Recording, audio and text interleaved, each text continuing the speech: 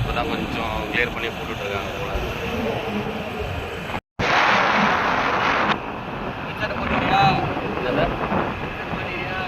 ஹெட்செட்லாம் தேவையில்ல சார், அப்படியே வாய்ஸ் ஓரளவுக்கு கேட்கும் சார். கொஞ்சம் அப்படியே வேகமாக ஓரளவுக்கு பேசி, ஹெட்செட்னா இன்னும் அந்த காற்றெல்லாம் இழுக்கும், அதுதான் பிரச்சனை. நம்ம அப்படியே பேசுறது கூட ஓரளவுக்கு வாய்ஸ்லாம் கேட்கும். ஹெட்செட்டு போட்டோம் அப்படின்னா காற்று வர்றது தான் அதிகமாக கேட்கும், நம்ம வாய்ஸ் அதிகமாக கேட்காது. அப்படியே கண்டினியூ பண்ணிக்கலாம், ஒன்றும் பிரச்சனை இல்லை. ட்ரைனேஜில் ரெடி பண்ணிக்கிறது 2 பக்கமும். பட் ஆனால் ஒர்க்கு ட்ரைனேஜ் ஒர்க் மட்டும் போயிட்டுருக்கு போல். ஏன்னா இங்கெல்லாம் மிட்வே ரெஸ்டாரண்ட்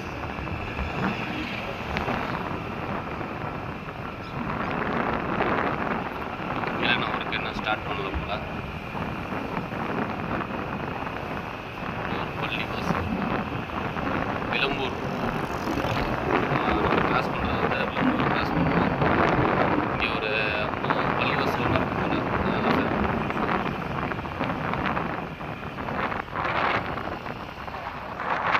ட்ரைனேஜ் ஒர்க் போயிட்டுருக்கு. ஒரு சைடில் மட்டும் பைபாஸை பொறுத்தவரை ட்ரைனேஜ் ஒர்க்கை வந்து கம்பல்சரி பண்ணுவாங்க.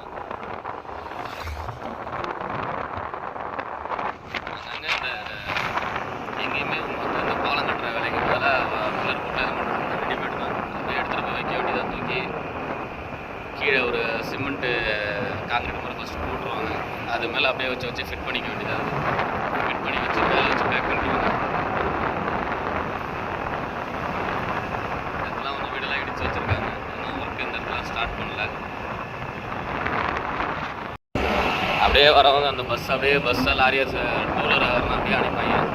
அவங்க இறங்குறது வழியே இருக்காது. அப்படியே நம்ம ரோட்டை விட்டு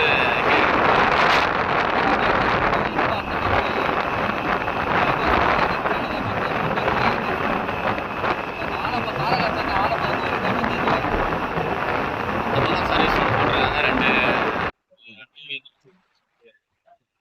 ரிங் ரோட் போடுறீங்கண்ணா.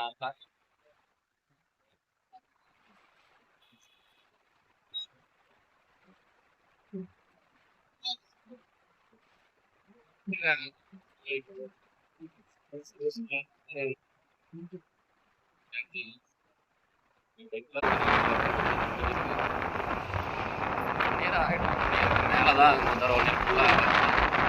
நேரில் ஓரளவுக்கு எல்லா இடத்துலையும் சர்வீஸ் ரோடு இல்லைனாலும் ஓரளவுக்கு ஃபுல்லாகவே முடிச்சுருவாங்க. வண்டியில் பஸ்ஸு லாரியே போகலாம், அந்தளவுக்கு முடிச்சுருப்பாங்க. சர்வீஸ் ரோடு மட்டும் ஒர்க் முடியாத இருக்கும். பிரிட்ஜ் ஒர்க்ஸ் மட்டும் எங்கே முடியாத இருக்கும். அதாவது இப்போ போயிட்டு தான் இருக்குது ஓரளவுக்கு. அந்த ஒர்க் அப்படியே கண்டினியூ ஆகிடுச்சு அப்படின்னா ஒரு 1 இயர்க்குள்ளே 1 இயர் ஆகிடும் கண்டிப்பாக. 1 இயர்க்குள்ளெல்லாம் முடியறதுக்கு வாய்ப்பே கிடையாது. 1 இயருக்கு அப்புறம் தான் 1 இயருக்கு மேலே தான். அந்தளவுக்கு ரொம்ப ஃபாஸ்ட்டாலாம் ஒர்க் எதுவும் போகிற மாதிரி அந்தளவுக்கு தெரியல. ஒர்க்கு போயிட்டுருக்கு. பட் ஆனால் இந்த இடத்துலலாம் ஒர்க் பண்ணணுன்னா ஒன்றும் ரொம்ப கஷ்டமான வேலை கிடையாது. கரெக்டாக ப்ராசஸ் பண்ணாங்க அப்படின்னா இந்த மட்டும் நார்மலான இடத்துலாம் அப்படின்னா வீடு காலி பண்ணுறாங்க, கஷ்டம். அந்த இடத்துல வீடெலாம் காலி பண்ணிட்டாங்க. அப்படியே மண்ணு கொட்டி ஃபஸ்ட்டு நிறுவுவாங்க, அப்படியே போவாங்க. அதுக்கப்புறம் கொஞ்சம் ஓரளவுக்கு பண்ணி அதுக்கப்புறம் அந்த 1.5 ஜல்லி அது கூட மிக்சிங் போடுவாங்க. அதுக்கு மேலே ஒரு தார், அதுக்கு மேலே ஒரு 3 லேயர் நம்ம போடுவாங்க. ஆக்சுவலாக ப்ராசஸ் பண்ணால் ஒரு 1 மந்த்துக்குள்ளே ப்ராசஸ் பண்ணி முடிச்சிடலாம் ரோடு போடுறது. பட் எல்லா இடத்துலையும் அந்தளவுக்கு முடிக்க முடியுமா அப்படின்னா அது பாசிபிலிட்டிஸ் கிடையாது. ஏன்னா நம்ம கவர்மெண்ட்டில் அந்தளவுக்கு ஃபண்டும் ஒதுக்க மாட்டாங்க, கான்ட்ராக்ட் எடுத்தவங்களும் அந்தளவுக்கு சீக்கிரமாகவும் போட மாட்டாங்க. நம்மளால எல்லாமே ஃபாரின் ரேஞ்சுக்கு நினச்சிட்டு தான் கேட்குறாங்க. இந்தியா எந்த ஸ்டேட்டஸில் இருக்குது அப்படின்னு சொல்லிட்டு இப்போ தான் கொஞ்சம் ஓரளவுக்கு டெவலப் பண்ணிகிட்டு இருக்காங்க. ஆக்சுவலாக இந்த அளவுக்கு ரோடு ப்ராசஸ் பண்ணி வேகமாக போடுறதே எனக்கு தெரிஞ்ச வரைக்கும் பெரிய விஷயம். கடந்த காலகட்டத்தெல்லாம் எடுத்து பார்க்கும்போது ஆக்சுவலாக இப்போ நிறைய பேர் நம்ம வீடியோ போடுறதுக்கே போடுறாங்க. விழுப்புரம் நாகப்பட்டினம் பைபாஸே வந்து 2 வருஷத்தை தாண்டிடுச்சு, 2.5 வருஷம் ஆகிடுச்சு அப்படின்னு சொல்லிட்டு. ஆக்சுவலாக 2.5 வருஷத்தில் ஒரு பைபாஸ் போட்டு கிட்டத்தட்ட அது முடிஞ்சிச்சு.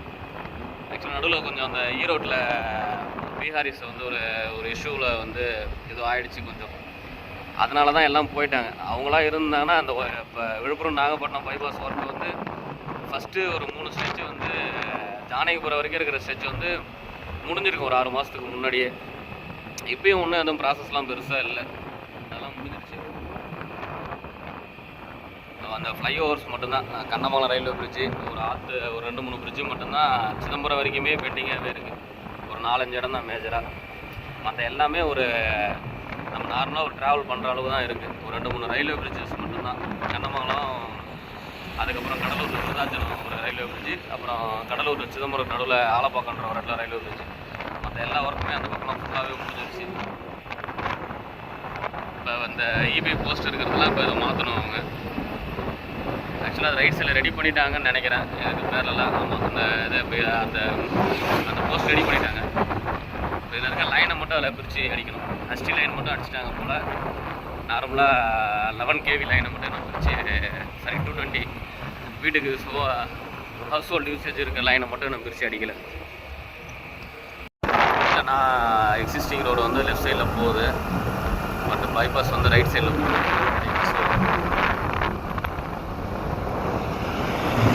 நம்ம ரைட் சைடில் தான் போகணும். அதெல்லாம் பார்த்துலாம். சென்னை, மகாபலிபுரம், செய்யூர். இன்னும் மகாபலிபுரம் வந்து 44 kilometre, Chennai 98 kilometre, Seyyur 5 kilometre இருக்குது.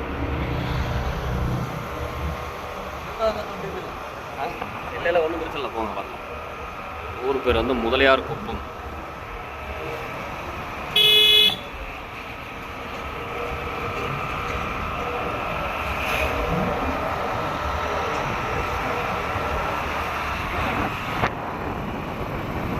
கல்பாக்கம் என்ன வந்து 31 கிலோமீட்டர்ஸ்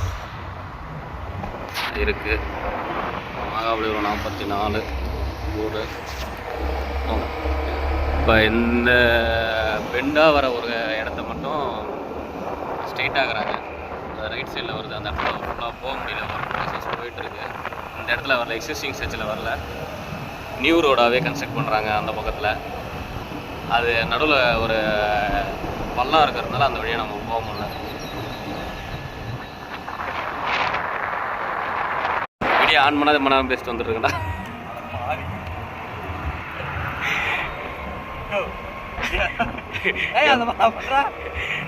முக்கியமான டாபிக் வீடியோ ஆன் பண்ணுறேன். ஒரு பக்கம் போட்டாங்க, போட்டுட்டு ஏதோ சுரண்டி செக் பண்ணி பார்க்குறாங்க, என்ன செக் பண்ணி பார்க்குறாங்க. லெஃப்ட் சைடு ஓரளவுக்கு போட்டாங்க, ரைட் சைடு தான் போடல. இது தொட்டி அங்கங்கே போட்டாங்களா இல்லை போட்டு எடுத்துகிட்டு வந்து லாரியில் இறக்கி வச்சுருக்காங்களா அப்படின்றது தெரியல. போட்டு எடுத்துகிட்டு வந்து இறக்கிருக்காங்க. அது வேறு நம்பர்லாம் ஏதோ மென்ஷன் பண்ணியிருக்காங்க. சின்ன சின்ன பாலம்லாம் வேறு கன்ஸ்ட்ரக்ட் பண்ணி வச்சுருக்காங்க. சின்ன சின்ன பைப் மாதிரி, அது எல்லாமே சிமெண்ட் பைப்பு தான் ஃபுல்லாகவே.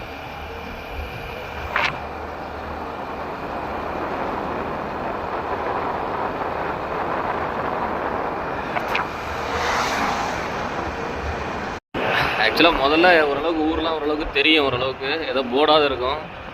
பைபாஸ் போட்டதுலேருந்து ஒரு சில இடம்லாம் என்னென்ன இருக்குன்றதே தெரிய மாட்டேங்குது. ஃபுல்லாகவே டோட்டலாக அப்படியே மாறி போகுது இடமே எல்லாமே. மெயின் ரோட்டில் கடை இருக்கும், அது இருக்கும், இல்லை ஏதாவது போர்டு இருக்கும், அந்த வில்லேஜுக்கு இப்படி போகணும் அப்படின்ற மாதிரி. அதெல்லாம் எல்லாத்தையுமே இந்த பைபாஸ் போடும்போது எடுத்துடுறாங்க. ஒரு இடத்துக்குள்ளே போகும்போது புதுசாக எங்கேயோ ஒரு இடத்துக்கு போகிற மாதிரியே ஒரு ஃபீல் ஆகுது. நம்ம ஏற்கனவே போன வழி இல்லாத மாதிரின்றது ஓரளவுக்காவது பார்த்த மாதிரி ஞாபகம் இருக்கும். அதை மாதிரிலாம் எதுவுமே இருக்க மாட்டேங்குது.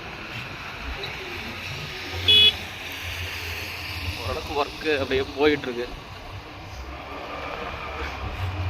அந்த மாதிரி இந்த இடத்துலையும் ரோடு போடுறது கொஞ்சம் கஷ்டமான வேலை தான்.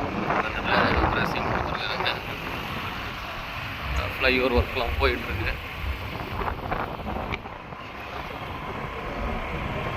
இதுவுமே மழை டைமில் இந்த இடமே தண்ணி கொஞ்சம் அதிகமாக தான் நிற்கும். ஆனால் இந்த இடத்துல இந்த ஹைட்டுக்கே தான் ரோடு ரெடி பண்ணுறாங்களா இல்லை இதோட ஹைட்டாக வருதா அப்படின்றது தெரியல. இந்த இடத்துல இதே அளவு தான் ரோடு ஹைட்டு போடுறாங்க போல், இதுக்கு மேலே ஹைட்டு போடல போல். ஆற்றுக்குள்ளே கல் நட்டுருக்காச்சு, ஏரிக்குள்ளே கல் நட்டுருக்காங்க பாருங்க, தெரியுதுங்களா? ஒரு காணிக்கல் ஒரு கல்லாக நட்டுருக்காங்க. இதில் ஆக்சுவலாக அது ரோடு புதுசாக தான் போட்டிருக்காங்க. 2 வே தான் இருந்துச்சு, 4 வே போட்டிருக்காங்க.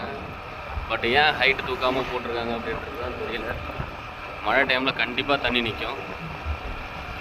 லாஸ்ட் டைம் அந்த மழை வெள்ளம் வந்தப்போலாம் இந்த இடம்லாம் ஃபுல்லாக தண்ணி, இந்த ரோடெல்லாம் ஃபுல்லாக பிளாக் ஆகிருந்துச்சு. பட் திருப்பியுமே ஹைட் தூக்காத ஏன் போட்டிருக்காங்கன்னு தெரியல. அந்த விழுப்புரம் டு நாகப்பட்டினம் பைபாஸ் ஃபுல்லாகவே நம்ம கடலூர்லேருந்து சிதம்பரம் சீர்காழி வரைக்குமே ஃபுல்லாகவே தண்ணியாக தான் இருந்துச்சு. இப்போ நல்லா ஹைட்டு தூக்கி போட்டிருக்காங்க. பட் இதெல்லாம் மேஜரான ரோடு, அது கூட ஆல்டர்னேட்டிவ் ஓரளவுக்கு எதாவது போகலாம். இப்போ இந்த இடத்துல வந்து ஆல்டர்னேட்டிவ் ரோடே கிடையாது ஈஸியாக. ஆனால் இதெல்லாம் வந்து அப்படியே ஹைட்டு அதே ஹைட்லேயே போட்டிருக்காங்க. ஏன் அப்படின்னு தெரியல.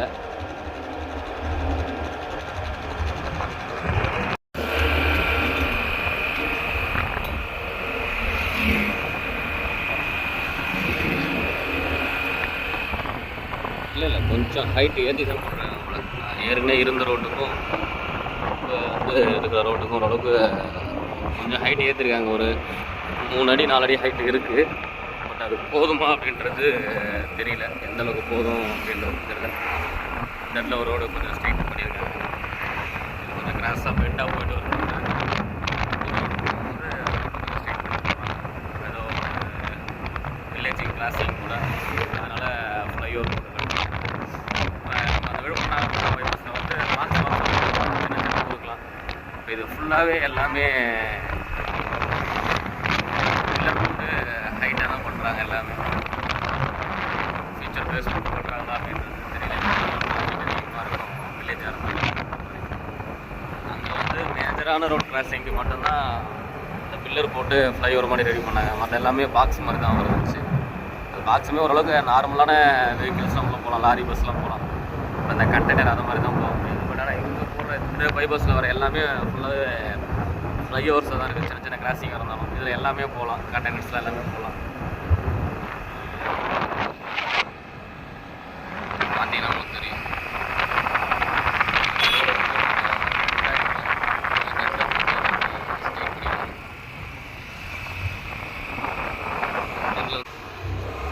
நம்ம திருப்பி ரைட் சைடில் போயிட்டு